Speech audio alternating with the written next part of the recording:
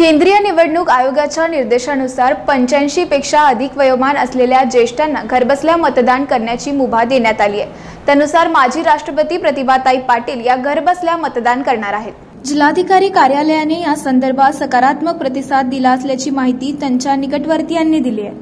निवडणूक आयोगाने 85 पेक्षा जास्त वयोमान असलेल्या तसेच 40% जास्त दिव्यांग असलेल्या व्यक्तींना घरबसल्या मतदान करण्याची मुभा दिली आहे।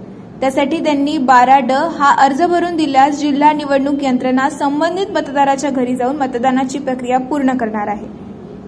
जिल्ह्यातली 4ही लोकसभा मतदारसंघामध्ये अशा ज्येष्ठ व दिव्यांग मतदारांपर्यंत केंद्रस्तरीय अधिकारी पोहोचले असून त्यांना मतदारांच्या पर्यायाबाबत विचारणा करण्यात आली आहे। माजी राष्ट्रपती प्रतिभाताई पाटील सध्या पुण्यात राहत असून त्यांचे वय 90च्या घरात आहे। या संदर्भात त्यांच्या कार्यालयाकडूनही जिल्हा निवडणूक शाखेकडे घरबसल्या मतदानाची सवलत मिळावी याबाबत 12D अर्ज केला होता। जिल्हा निवडणूक शाखेने या संदर्भात सकारात्मक प्रतिसाद दिला असून पाटील यांना घरबसल्या मतदान करण्याची संधी दिली आहे। प्रकृती अत्यावस्थतेमुळे पाटील गेल्या 1 महिन्यापासून उपचार घेत आहेत, त्यामुळे त्यांना प्रत्यक्ष मतदान केंद्रावर जाऊन मतदान करणे शक्य नव्हते। त्यामुळेच त्यांनी या पर्यायाचा लाभ घेतला आहे। प्रतिभाताई पाटील या 2007 ते 2012 दरम्यान देशाच्या पहिल्या महिला राष्ट्रपती म्हणून कार्यरत होत्या।